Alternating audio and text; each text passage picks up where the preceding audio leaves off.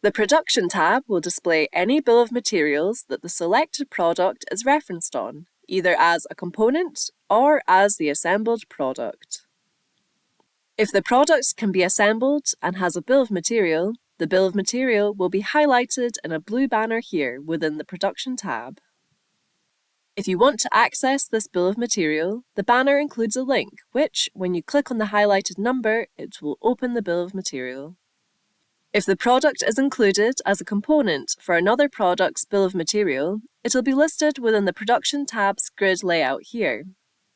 By default, only active bill of materials will be listed, but you can display any obsoleted ones using the Show Obsolete checkbox on the right-hand side of the tab here.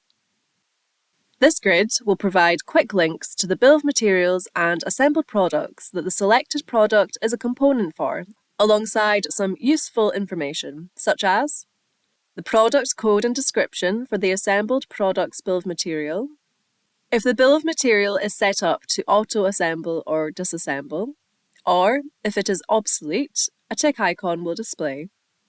Finally, the quantity displays the number of component units the bill of material has included.